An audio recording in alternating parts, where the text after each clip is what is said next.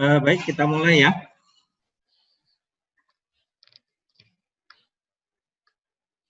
Bisa didengar suara saya? Bisa, Pak. Bisa, Pak. Oke.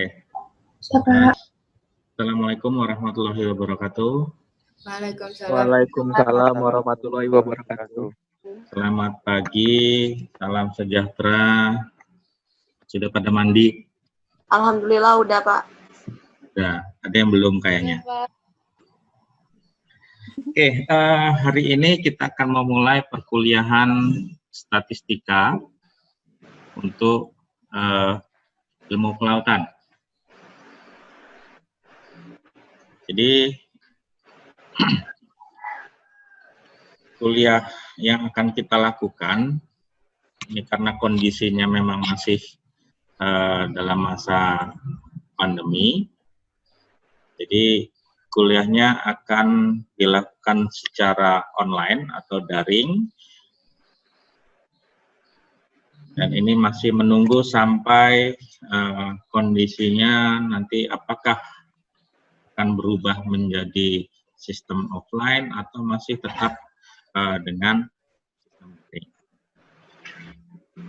Nah, perkuliahan dengan sistem daring ini kita akan menggunakan 3 platform yang utama. Yang pertama adalah platform Zoom, seperti yang kita lakukan pada pagi ini. Kemudian yang kedua adalah menggunakan Siakadu. Tetapi Siakadu mungkin akan lebih diutamakan untuk absensi ataupun kehadiran Anda. Kemudian yang ketiga adalah Vclass.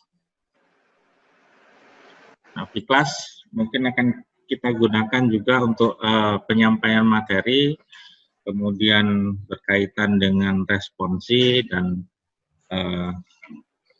informasi yang lain. Nah, dari beberapa Anda mungkin masih terkendala untuk bergabung di Vclass. Gitu. Kalau yang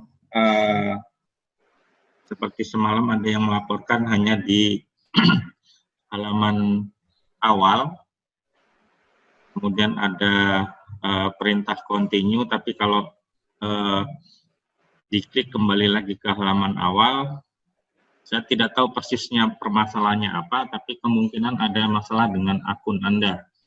Jadi sebisa mungkin secepatnya Anda menghubungi TIK melalui menu help desk-nya untuk segera diperbaiki. Jadi nantinya akun Anda bisa digunakan dengan semestinya, atau Anda bisa tergabung dalam Vclass.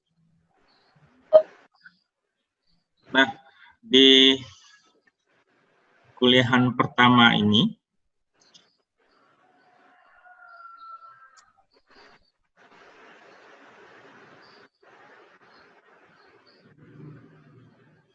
jadi kita akan membahas yang pertama, apa yang akan kita pelajari selama kita kuliah statistika ini. Di nama mata kuliah ini adalah statistika untuk kelautan atau statistika ilmu kelautan. Nah, isi dari mata kuliah ini adalah yang berkaitan dengan statistika. Selama Anda bersekolah di bangku SMA dulu, mungkin belum pernah mendapatkan mata kuliah statistika, tapi saya yakin sebagian isi dari statistika itu sudah Anda atau sudah pernah Anda pelajari. Diharapkan Anda nanti bisa menguasai konsep dasar statistika yang terdiri dari penyajian data, kemudian pengolahan data, kemudian statistika parametrik, dan statistika non-parametrik. Tim pengajar kita ada 3 orang. saya sendiri, kemudian Bu Munti Sarida, dan Pak Muhammad Muhaimin. Ketentuan untuk mengikuti mata kuliah ini masih sama dengan ketentuan ketika kita melakukan kuliah secara offline.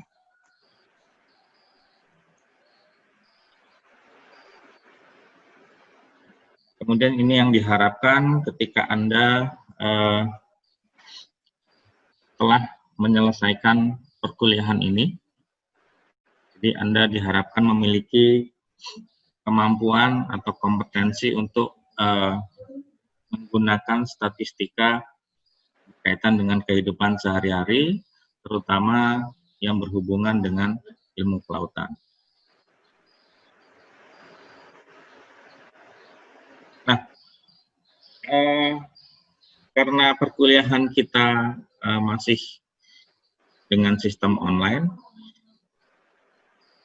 maka cara perkuliahannya mungkin agak berbeda. Jadi, kalau perkuliahan offline di kelas, nanti ada penjelasan materi dan sebagainya. Tapi kalau offline, diharapkan Anda bisa belajar secara lebih mandiri. Semua materi perkuliahan nantinya akan diunggah ke Vclass. Jadi Anda bisa mempelajarinya, mungkin dalam beberapa kasus tertentu atau sesuai dengan kebutuhan, mungkin nanti bisa dijelaskan secara online dengan Zoom ataupun dengan video tutorial. Komponen perkuliahan kita masih sama. Selama perkuliahan kita akan melakukan evaluasi dengan kuis, dengan tugas, kemudian UTS dan UAS. Perkuliahan tetap akan dibagi menjadi 2 bagian. Yang pertama adalah perkuliahan tatap muka pemberian materi, kemudian yang kedua adalah responsi untuk mengukur kemampuan Anda dalam penguasaan materi. Beberapa literatur yang kita gunakan. Kemudian kriteria penilaian itu masih sama. Standar baku dari Unila, nilai A, B, C, D, dan E, dan seterusnya. Kemudian komponen penilaian itu terdiri dari 2, perkuliahan itu proporsinya 70%, kemudian responsinya adalah 30%, dan komponen perkuliahan itu dibagi menjadi 4, ada tugas, ada kuis, kemudian ada UTS, dan ada UAS.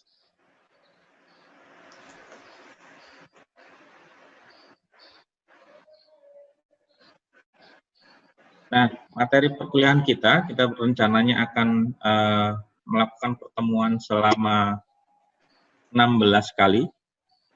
Ya, akan dibagi menjadi 16 kali pertemuan. Materi yang pertama tentang pengertian statistik, kemudian manfaat statistik, dan sekilas prosedur tentang analisis statistik. Kemudian yang kedua membahas tentang data, bagaimana data itu disajikan, bagaimana pengklasifikasian data, dan sebagainya tergantung dari jenis datanya. Yang ketiga adalah ukuran pemusatan. Ini pasti sudah Anda sering dengar istilah rata-rata atau mean, kemudian nilai tengah, median, kemudian kuartil, persentil, dan sebagainya. Yang keempat, ini adalah simpangan dan ragam.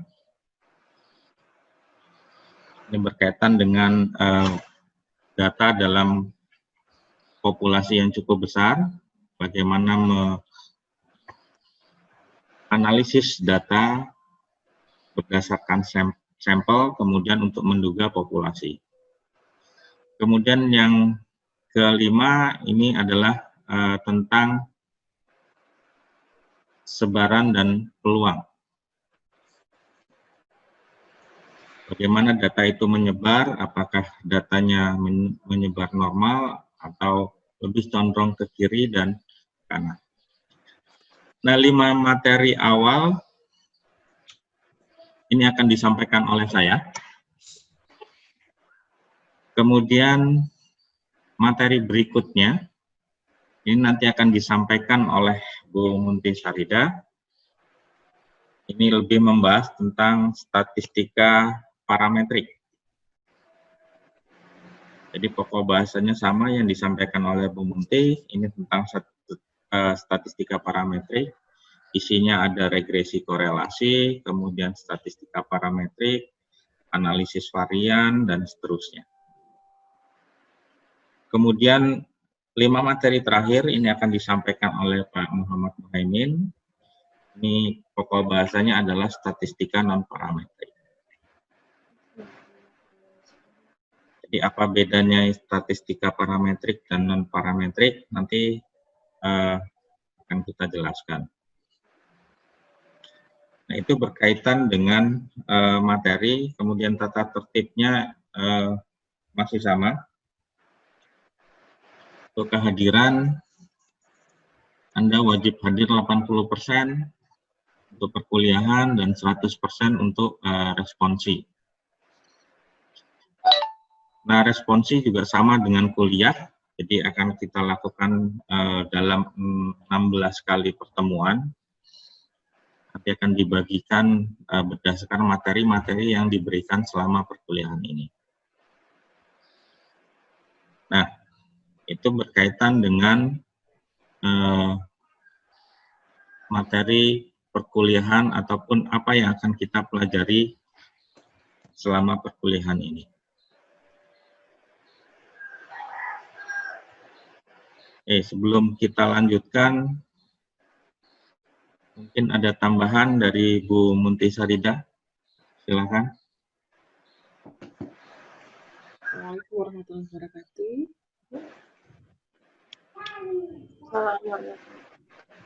Terima kasih Pak Eko untuk mata kuliah statistik. Sepertinya sih sudah cukup yang disampaikan oleh Pak Eko.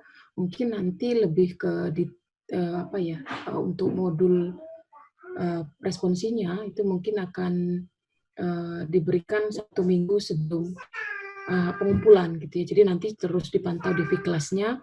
Nanti kita akan berikan modul untuk responsinya. Jadi memudahkan Anda praktis teorinya bagaimana, cara mengerjakannya seperti apa gitu ya. Nanti dengan latihan soal di responsi gitu ya.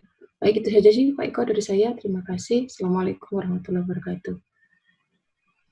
Waalaikumsalam. Terima kasih Bu Munti.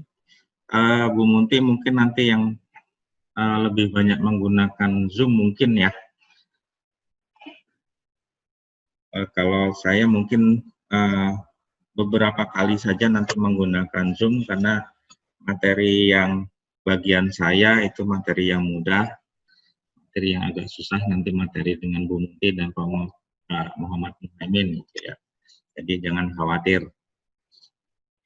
Mereka berdua adalah ahli-ahlinya gitu. Jadi tidak usah khawatir, nanti akan dijelaskan secara gamblang oleh beliau-beliau. Oke, untuk pertemuan pertama,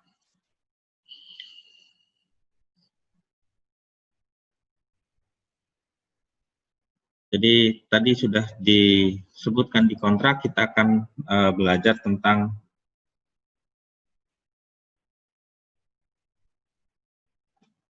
apa itu statistik dan sekilas tentang penyajian datanya. Jadi materi pertama kita adalah menjelaskan tentang apa yang dimaksud dengan statistika. Materi yang lain sudah ada di Vkelas, jadi Anda bisa unduh, bisa Anda pelajari. Di sini materinya saya akan menjelaskan secara sekilas saja tentang pengertian atau manfaat penggunaan dari statistika.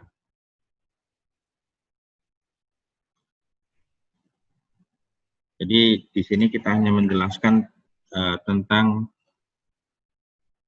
apa sih statistika itu. Ini beberapa bahan bacaan yang bisa Anda cari, yang Anda bisa gunakan sebagai referensi, dan Anda bisa gunakan juga sebagai acuan untuk belajar nantinya. Nah, pertanyaan pertama, mengapa kita belajar statistik?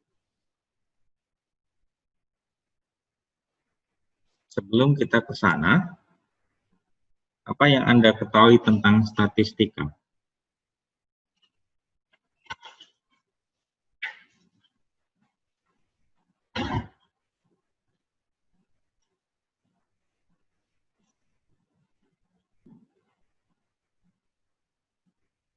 Novika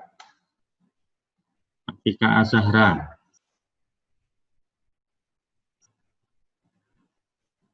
Apa yang kamu ketahui tentang statistika? Menurut saya, statistika itu ilmu yang mempelajari, merencanakan atau mengumpulkan data.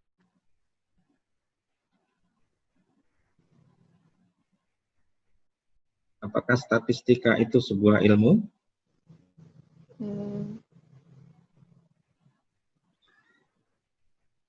Bisa jadi. Apa bedanya dengan biologi misalnya? Apakah keilmuan statistika itu sama dengan ilmu biologi? Atau statistika itu hanya sekedar cara?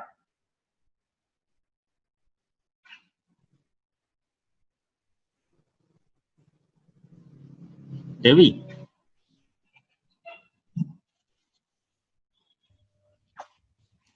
Kalau menurut saya, statistika dengan ilmu biologi ya Pak, perbedaannya.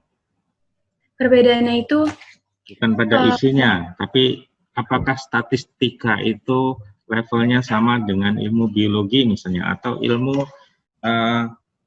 kimia?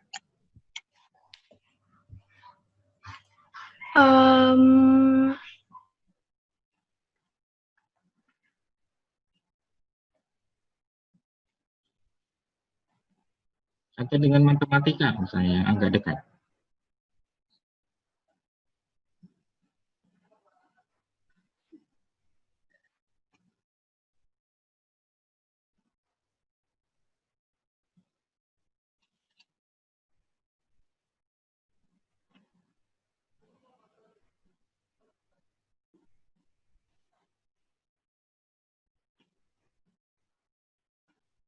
Bagaimana? Dalil mau membantu? Dalil Rakasiwi?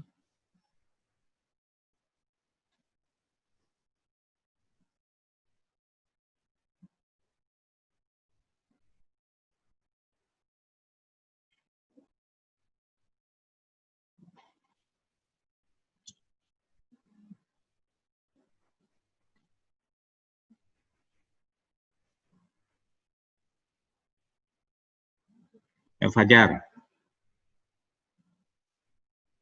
Ya Pak. Statistika dengan ilmu biologi ya Pak? Ya. Menurut saya sih beda Pak. Karena statistika itu cabang ilmu. Kalau yang saya tahu ya Pak, statistika itu cabang ilmu dari matematika. Jadi Kalau kayak biologi? Kalau biologi itu ya biologi Pak, dia punya cabang ilmu lain. Kayak ibaratkan matematika itu punya cabang ilmunya ya, salah satunya statistika. Kalau biologi induknya? Iya, induknya ibaratkan. Kalau statistika hanya anak gitu? Dia lebih menjurus gitu. Tentang pengolahan data mungkin. Itu sih Pak yang saya ketahui.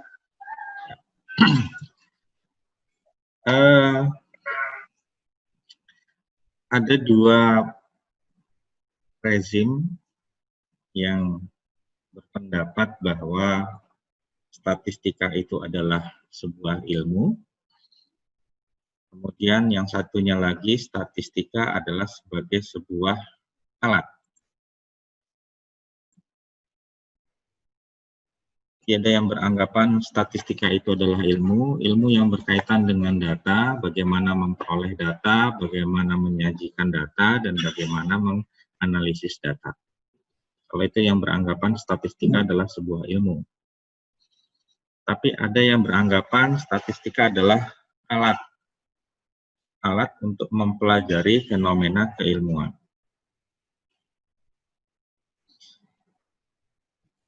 Nah, kenapa kita belajar statistika?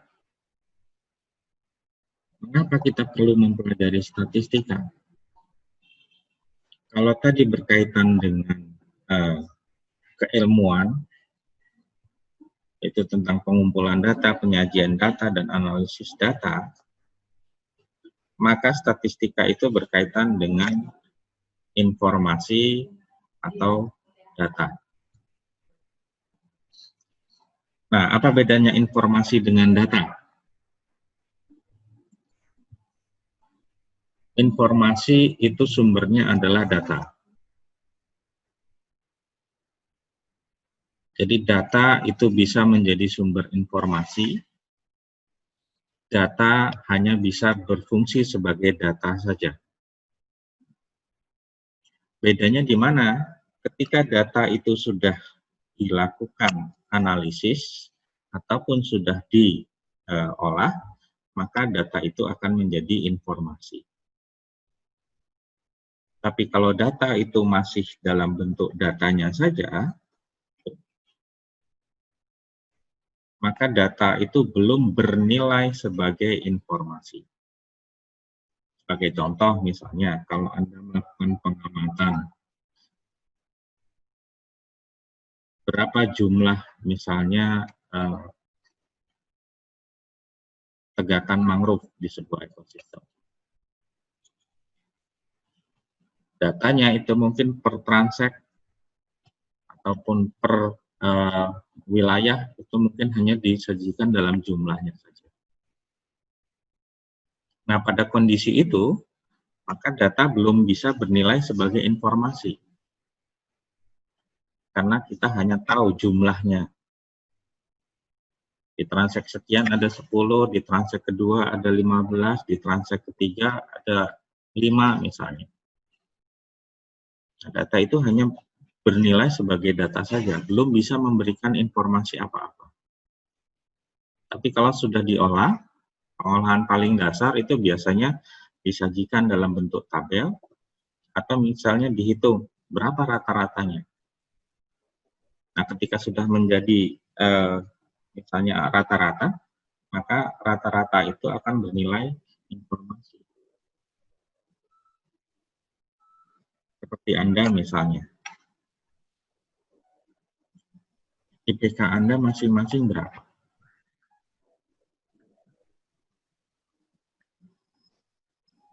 Fajar 3 misalnya, alias Tiar 5 IPK-nya. Ada IPK 5. Nah, kalau hanya dituliskan saja per orang IPK-nya berapa, ya itu hanya sekedar data saja. Tapi kalau misalnya kita rata-ratakan, IPK rata-rata mahasiswa IKL angkatan 2019 itu adalah 3,2. Nah, dengan mengetahui nilai rata-ratanya 3,2, kita bisa mengambil kesimpulan, oh ternyata mahasiswa IKL angkatan 2019 ini pintar-pintar. Pintar-pintar atau pintar? Bisa maknanya beda. Nah, ini ada contoh di sini. Ada sebuah berita yang berjudul tulisan Republik Indonesia punya peluang besar kuasai pasar.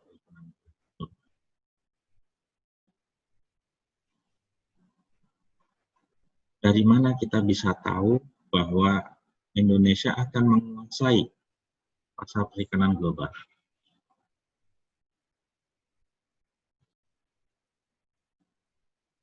Kalau hanya dari lautnya dan sebagainya, apakah itu bisa menggambarkan bahwa Indonesia akan menguasai perikanan? Belum, Pak. Nah, kita tahunya dari data. Data apa? Macam-macam. Perikanan itu perikanan apa? Ada perikanan budidaya misalnya, ada perikanan tangkap, dan sebagainya. Perikanan budidaya dan tangkap mungkin dibagi menjadi komoditasnya, dan sebagainya. Kalau kita tahu misalnya nilai ekspor kita itu dibandingkan dengan negara lain itu paling tinggi, maka di situ ada informasi bahwa Indonesia memang menguasai pasar perikanan global. Jadi kita tahunya dari data. Dan seperti yang saya sebutkan tadi, kalau hanya data-data saja belum dilakukan pengolahan, ya dia belum bisa bernilai sebagai sebuah informasi. Tapi kalau sudah diolah, dia akan bernilai sebagai informasi.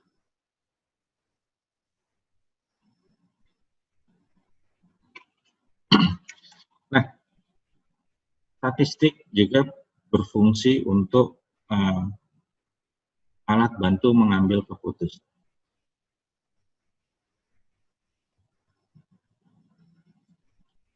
Contoh, kalau IP Anda misalnya 3, maka keputusannya Anda bisa mengambil SKS 24. Kalau IPK Anda hanya 2, maka jumlah SKS yang bisa Anda ambil di semester berjalan itu hanya 18 misalnya. Nah, itu adalah keputusan. Contoh yang lain,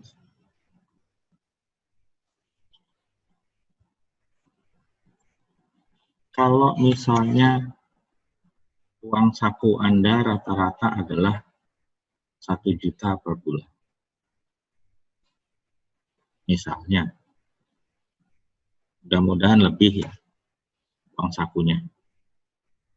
Maka Anda bisa mengambil keputusan apakah Anda akan membeli HP baru atau tidak. Kalau uang saku Anda misalnya rata-ratanya 500.000 per bulan. Kalau Anda mau membeli HP baru, apa yang Anda lakukan? Nah, apa yang Anda lakukan itu adalah sebuah keputusan, basisnya adalah data uang saku Anda.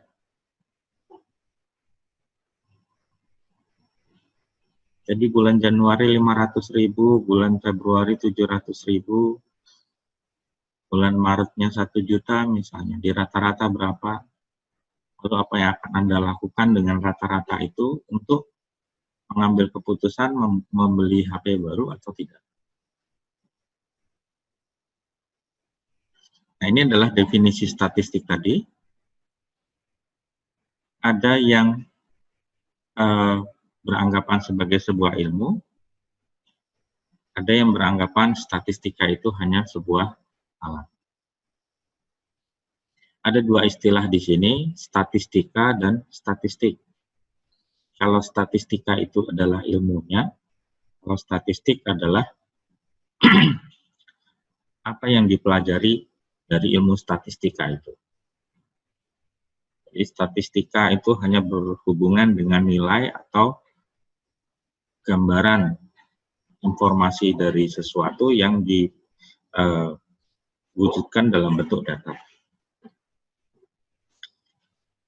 Nah, secara garis besar ada 2 jenis statistik, yaitu statistik deskriptif dan inferensial.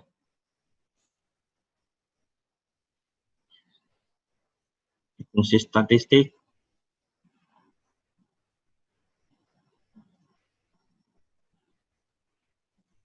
pertama adalah menyediakan informasi untuk kita bisa mengerti dengan lebih baik sebuah fenomena dari kondisi yang ada di alam. Kemudian yang kedua, statistika itu bisa menjadi alat yang efisien dalam menjelaskan studi kita atau berkaitan dengan rencana studi kita. Studi dalam hal ini adalah ilmu, misalnya biologi, misalnya kimia, dan sebagainya. Kemudian statistika ini adalah alat yang bisa membantu kita untuk mengumpulkan data, terutama adalah data kuantitatif. Kemudian statistika itu membantu kita untuk menyajikan data yang kompleks, data yang besar, yang banyak, dalam bentuk-bentuk yang lebih sederhana yang mudah dipahami. Kemudian statistika juga bisa menggambarkan bagaimana hubungan antara satu parameter dengan parameter yang lainnya, atau bisa menggambarkan populasi.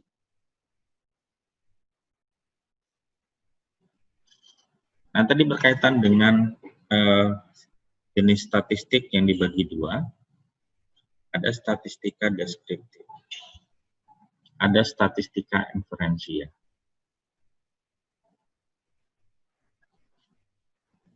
Yang dimaksud statistika deskriptif itu adalah bagaimana kita mengatur, merangkum, dan mempresentasikan data. Jadi kalau data itu masih bentuknya catatan, yang masih acak-acakan, ketika sudah kita kumpulkan, kita atur, kita sajikan dalam bentuk yang sederhana tabel seperti ini, itu adalah bagian dari statistika deskriptif. Jadi kalau sudah dibuat dalam tabel ini adalah statistika deskriptif. Ini sudah kita olah datanya. Walaupun pengolahannya hanya dalam bentuk penyajian. Nah, yang sudah seperti ini itu yang menjadi informasi. Walaupun bentuknya masih sederhana.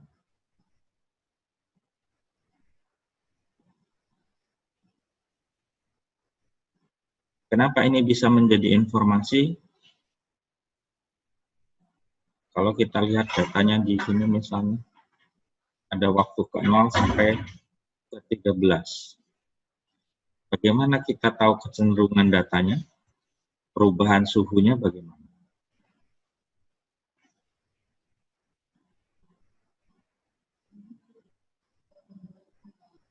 Kalau kita lihat di sini, dari awalnya itu adalah 27, 28, akhirnya menjadi minus. Berarti dari sini kita bisa tahu, oh suhunya cenderungnya menurun. Kita tahu suhunya cenderung menurun, itu informasi. Informasi dari data ini. Nah, dengan penyajian seperti ini, kita bisa melihat informasi dari data. Ini adalah bentuk pengolahan data yang paling sederhana. Yang dimaksud dalam statistika deskriptif. Atau disajikan seperti ini.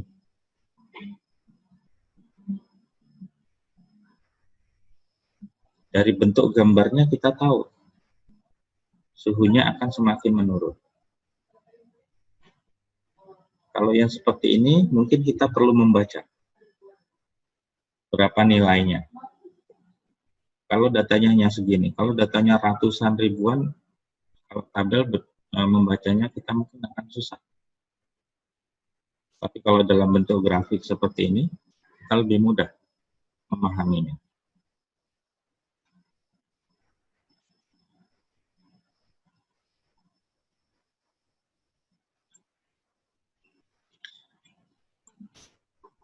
Nah, kemudian yang kedua adalah statistika inferensial.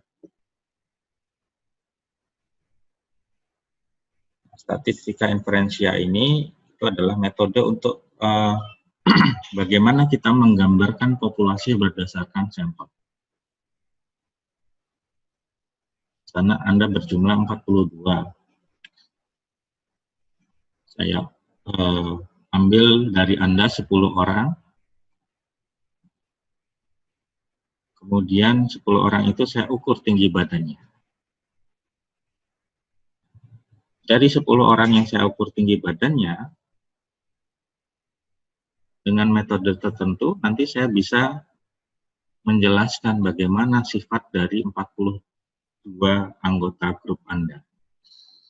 Apakah termasuk dalam misalnya tinggi badan di atas rata-rata atau di bawah rata-rata.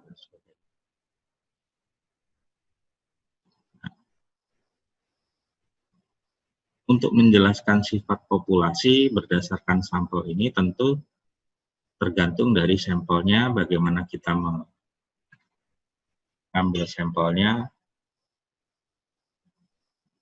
dan sebagainya. Nah, berkaitan dengan sampel dan populasi, apa itu populasi, apa itu sampel? Gampangnya populasi itu adalah seluruh anggota grup, anggota kelompok, anggota ekosistem. Sampel adalah bagian dari populasi. Angkatan 2019 ini adalah sampel dari mahasiswa ilmu kelautan.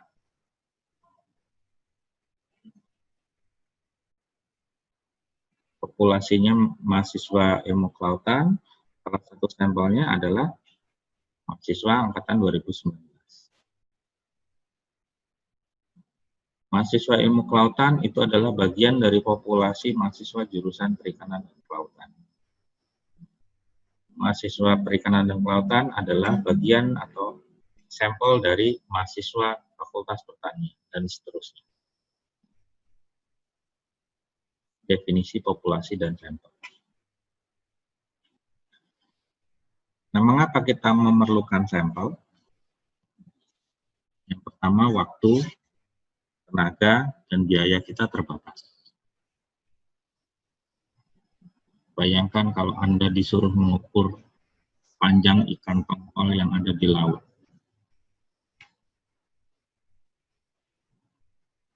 Berapa banyak waktu yang Anda butuhkan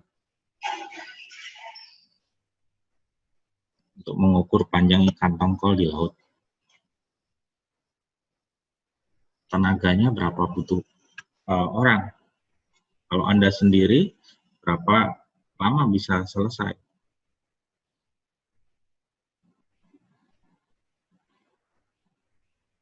Kemudian biayanya berapa?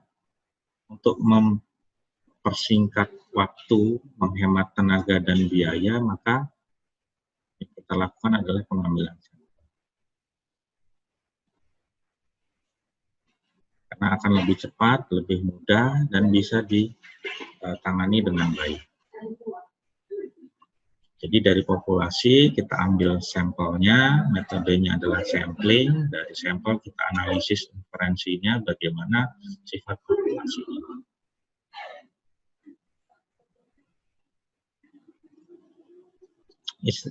Ini ilustrasi bagaimana kita menggambarkan populasi dan sampel. Ini berkaitan dengan pemilu misalnya. Ada hasil survei seperti ini. Ada 63% menginginkan pilkada serentak, 65%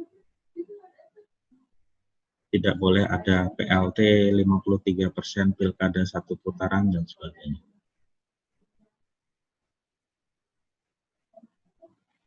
Ini ada keterangan jumlah responden adalah 1.200. 1.200 ini populasi apa sampel?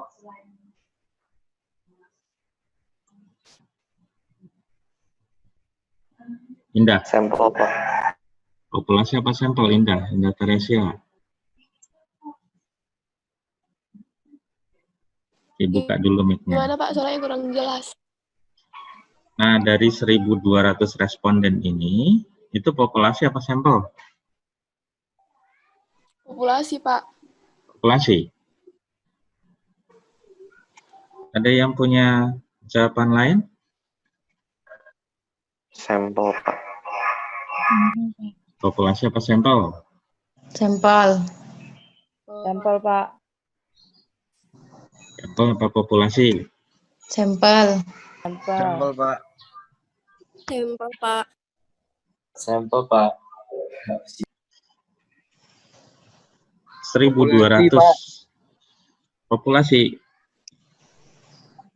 Apa alasannya kalau populasi?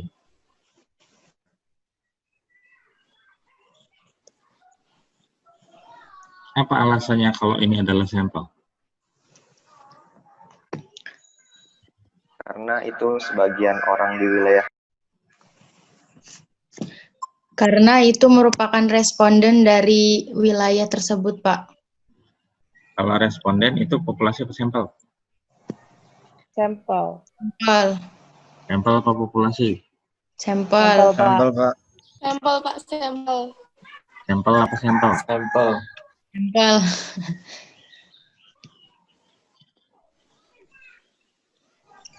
Nah, konteksnya apa di sini? Kalau ini adalah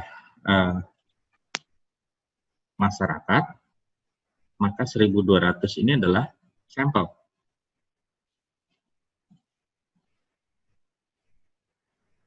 Lalu bagaimana dari 1.200 kita bisa memahami masyarakat yang jumlahnya jutaan?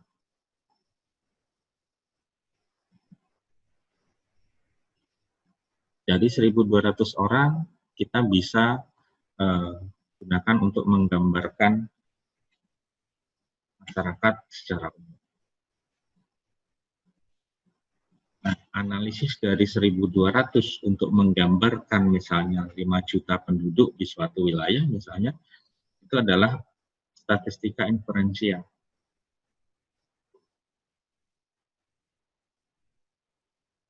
Jadi dengan metode tertentu dari 1.200 itu nanti bisa digunakan sebagai pengambilan kesimpulan untuk keseluruhan penduduk misalnya.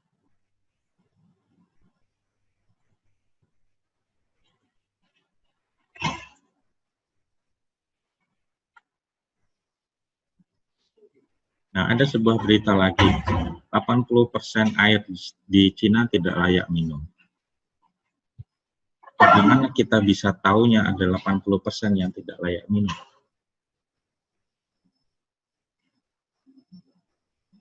Tentu tidak mungkin kita mengukur semua air yang ada di Cina.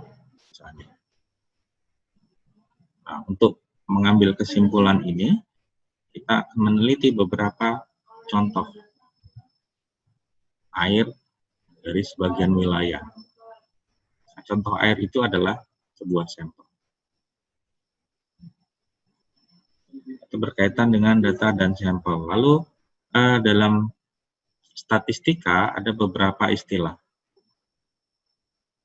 Yang pertama data.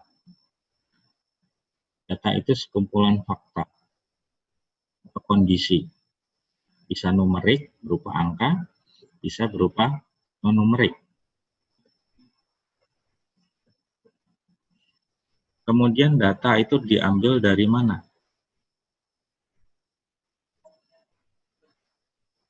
Fakta dari variabel. Variabel itu apa? Karakteristik yang membedakan antar objek. Karakteristik itu apa? Sifat khusus. Suhu misalnya, sifat khususnya adalah panas dinginnya benda. pH adalah kondisi asam basa. Salinitas adalah kondisi kadar garamnya. Sederhananya seperti itu. Nah, itu adalah karakteristik yang menggambarkan misalnya kadar garam, menggambarkan panas dingin, menggambarkan asam basa. Itu adalah karakteristik. Yang menggambarkan panas dingin itu disebut suhu, dan suhu itu adalah variabel. Bagaimana kita bisa mendapatkan data atau mendapatkan fakta itu dengan observasi atau dengan pengamatan.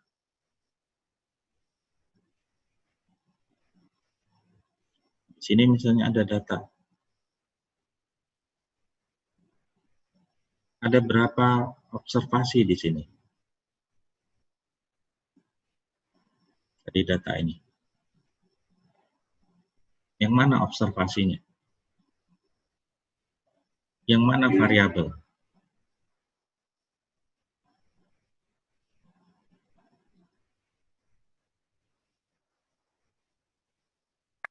Ini observasi.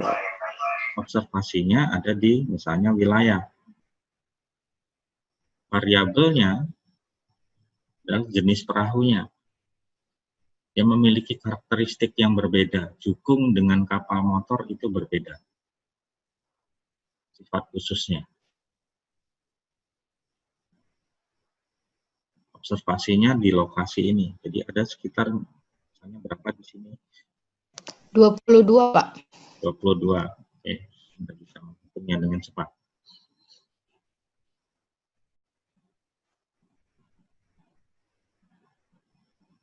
Jadi itu gambaran apa itu yang disebut dengan variabel, itu kondisi yang khas yang bisa membedakan.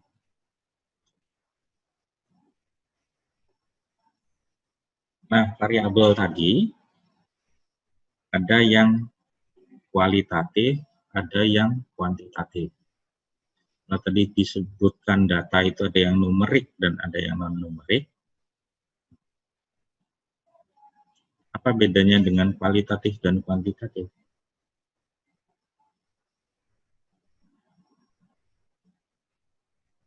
Kalau numerik itu berupa angka, kalau non-numerik itu bukan berupa angka.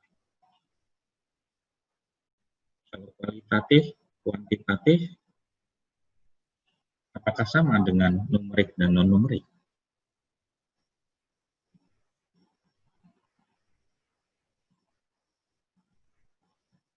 Nah, data yang kuantitatif itu ada yang sifatnya diskrit, ada yang sifatnya kontinus. Sebelum itu, yang dimaksud dengan variabel kuantitatif ini adalah yang bisa dideskripsikan dalam bentuk numerik biasanya, dalam bentuk angka. Kalau yang kualitatif itu biasanya dalam bentuk non-angka atau non-numerik. Jadi kalau ada misalnya Anda lulus nanti, itu ada yang cum laude, ada yang summa cum laude, ada yang dengan pujian misalnya, itu kualitatif. Ada survei misalnya puas, tidak puas, sangat puas, kurang puas, itu kualitatif.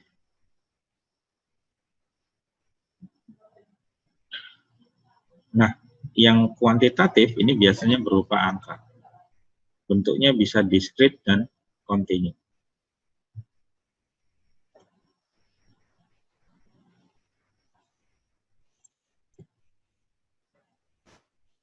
Nah, apa yang tadi variabel kualitatif ini adalah nama atau label.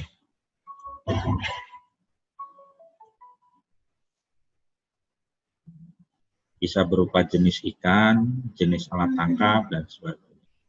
Jadi ini biasanya bukan berupa angka. Kalau yang kuantitatif, ini numerik, biasanya berupa angka. Tadi ada yang disebut sebagai variabel diskrit. Apa yang disebut diskrit? Kalau nilainya adalah bilangan bulat asli.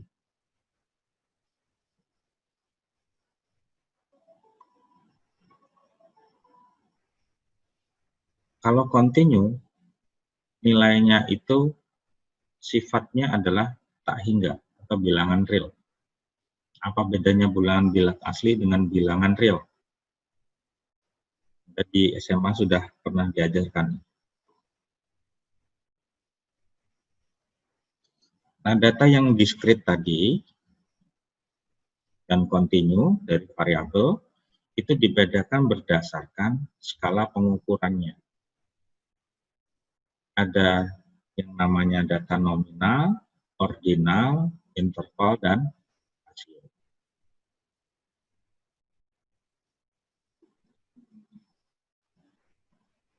Berdasarkan levelnya, semakin tinggi nanti itu akan semakin baik tingkat keakuratan berdasarkan jenis skala pengukurannya. Jadi kalau nanti Anda penelitian, data Anda levelnya di mana? Kalau hanya sekedar nominal, maka data Anda bisa dikatakan yang paling lemah levelnya.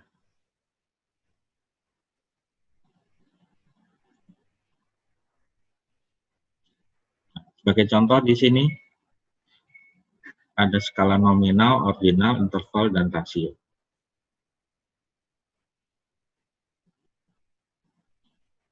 Jadi nominal itu hanya diklasifikasikan, rasio nanti sudah lebih detail lagi.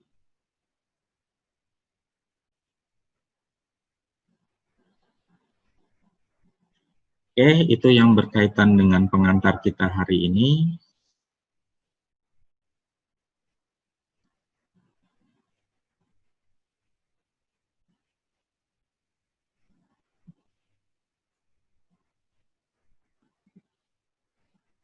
Ada pertanyaan?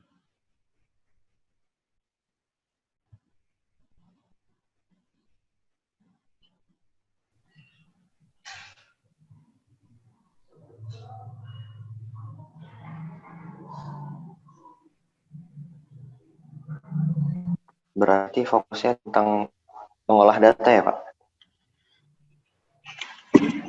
Fokus apa? Fokus di statistika ini. Ya, karena statistika itu berhubungan dengan data, ya nanti kita akan berhubung dengan data. Ya, kita berkaitan dengan data. Jadi sudah disebutkan di awal, ada yang disebut dengan statistika parametrik, ada yang non-parametrik. Nah, bedanya apa nanti? Yang parametrik dengan non-parametrik. Semua berkaitan dengan data.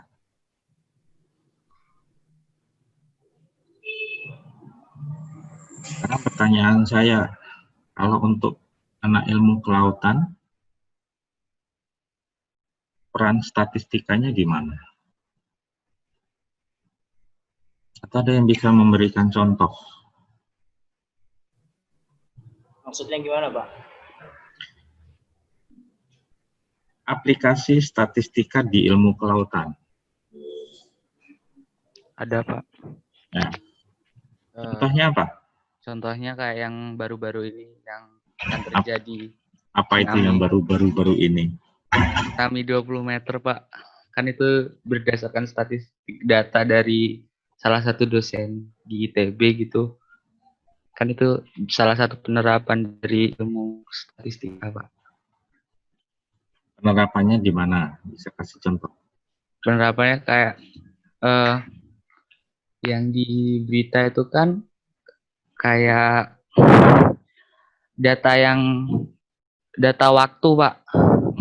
Kayak di periode ini terjadi gempa di tanggal berapa, habis itu kayak pengumpulan data diprediksi pakai data variabel itu dari observasi yang dilakuin, di datanya diolah jadi informasi yang mana katanya akan ada tsunami 20 meter di selatan Pulau Jawa gitu sih, Pak.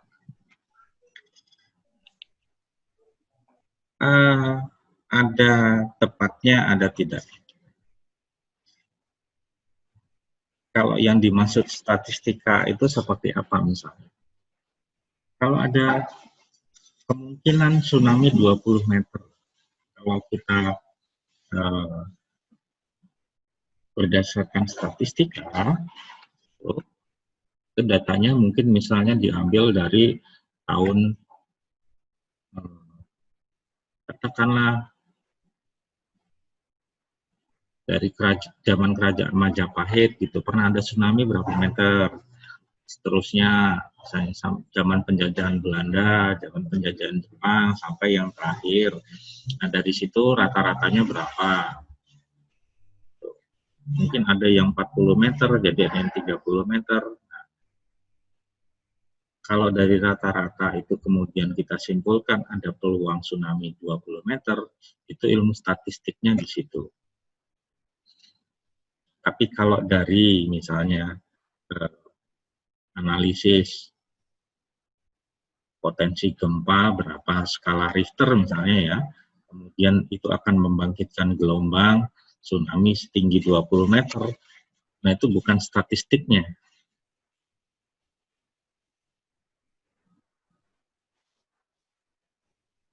Jadi statistiknya itu berdasarkan sekumpulan data. Kalau misalnya kita bicara lagi misalnya, dari kita punya data angin nih, 10 tahun terakhir. Kemudian kita buat data angin itu sebagai data pembangkit gelombang. Tinggi gelombangnya berapa? Itu bukan statistik. Tapi kalau yang statistik, dari data angin 10 tahun misalnya kita rata-rata. Berapa kecepatan anginnya, arahnya dari mana misalnya. Statistiknya di situ.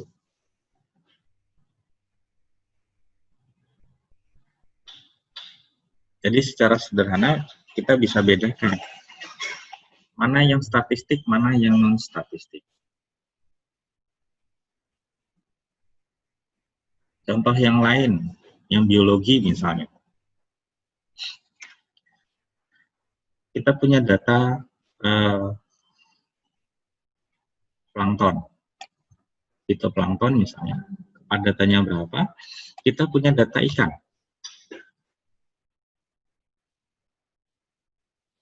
Nah, kalau kita hubungkan antara data plankton dan data ikan, itu bisa disimpulkan di situ ada proses statistika. Bagaimana hubungannya? Apakah kepadatan plankton akan mempengaruhi kepadatan ikan? Di situ ada analisis statistiknya.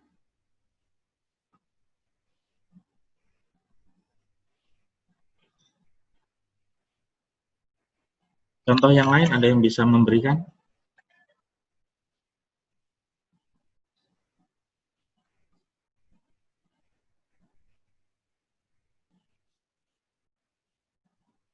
Seberapa banyak kita ilmu kelautan menggunakan statistik? Nanti kaitannya dengan skripsi Anda. Sudah membayangkan skripsi belum? Skripsinya seperti apa nantinya?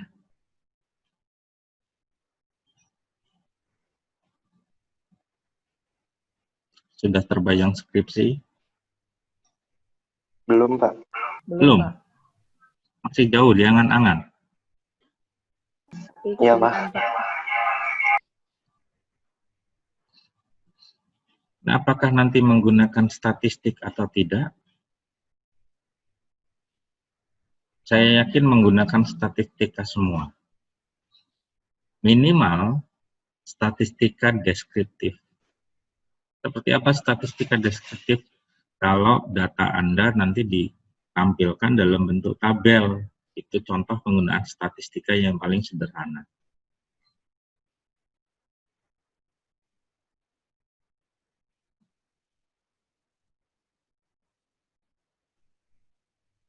Contoh sederhananya gini, Anda punya punya HP kan? Anda punya data kontak di situ. Coba data kontaknya Anda kumpulkan,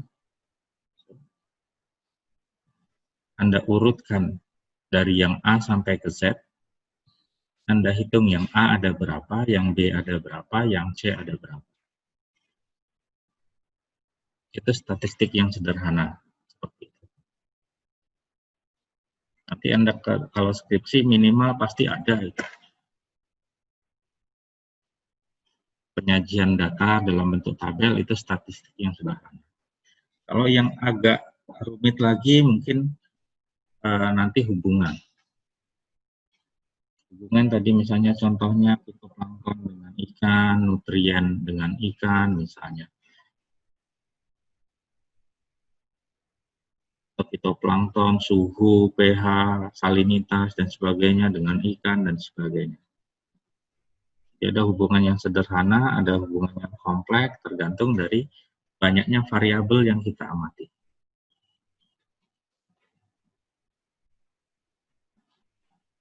Ada penelitian tidak pakai statistik?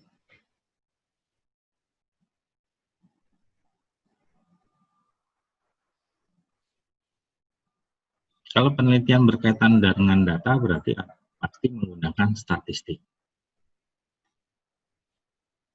Jadi kalau nanti Anda ditanya, Anda penelitiannya mau pakai statistik apa enggak? Kemungkinan pakai. Walaupun hanya dalam bentuk penyajian data. Walaupun tidak digunakan analisis lanjutan, misalnya seperti itu. Oke, yang lain?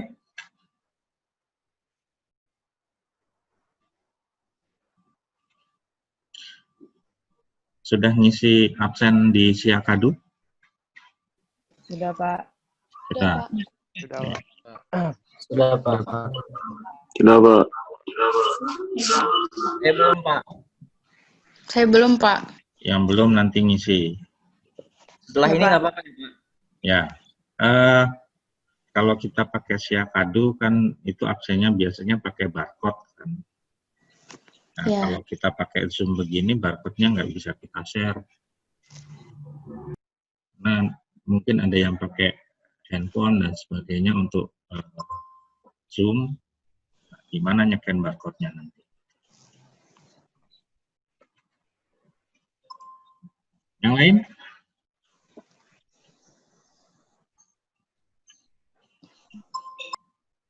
Pak. Ya. Mau tanya, kan nanti ada responsinya. Berarti nanti responsinya itu datanya dari Bapak.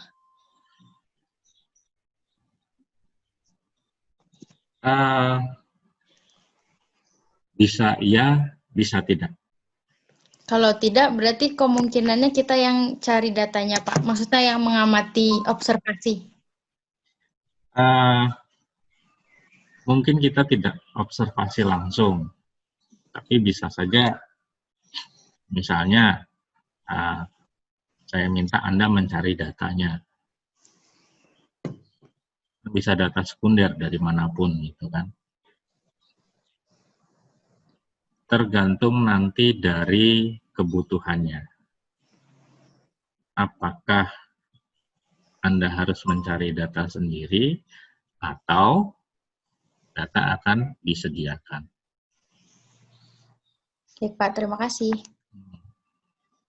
Yang lain?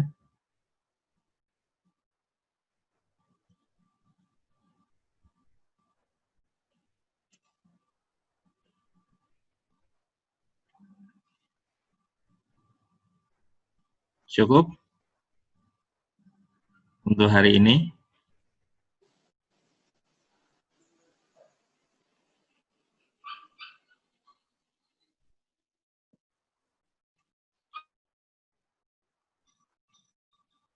Kalau tidak ada, di pertemuan pertama ini mungkin sampai di sini dulu. Selanjutnya, saya nanti tidak akan menggunakan Zoom lagi, tapi akan kita maksimalkan di Vclass. Ditolong yang Vclass-nya belum aktif, segera diurus ke TIK. Anda tidak perlu datang ke kampus, tapi cukup hubungi helpdesk-nya. Kalau Anda masuk Vclass, di situ ada keterangan. Kalau ada bermasalah, hubungi kemana, kirim email kemana, dan sebagainya. Jadi segera diaktifkan akun Anda supaya kita bisa maksimalkan di kelasnya. Kita pakai Zoom terus-terusan, nanti kuota Anda habis. Kuliah yang lain masih banyak. Ada berapa mata kuliah semester ini? Izin jawab Pak, 9. 9? Iya. Banyak sekali 9. Kalau 9 pakai Zoom terus tiap hari, kan Anda bisa bayangkan berapa kuota yang Anda habiskan. Jadi, mungkin saya akan lebih banyak pakai Vclass dan Siakadu lebih ke absensinya. Interaksi nanti kita di Vclass. Walaupun kita tidak bisa melihat muka, tapi kita masih bisa berkomunikasi secara tidak langsung di kelas. Kita masih bisa bertanya jawab, diskusi di situ. Oke, kalau tidak ada lagi, mungkin saya cukupkan di sini. Terima kasih atas kehadirannya. Anda tidak perlu khawatir, statistika itu mudah. Bukan sesuatu yang sulit. Kalau kita pelajari dengan baik, kuncinya adalah banyak-banyak latihan nanti. Makanya kita ada responsi itu isinya adalah latihan soal. Semakin sering latihan, sudah semakin mudah untuk memahami. Oke, itu saja. Terima kasih. Saya akhiri. Assalamualaikum warahmatullahi wabarakatuh. Waalaikumsalam warahmatullahi wabarakatuh. Terima kasih, Pak. Terima kasih, Pak. Terima kasih, Pak. Terima kasih, Pak. Hebat, Pak.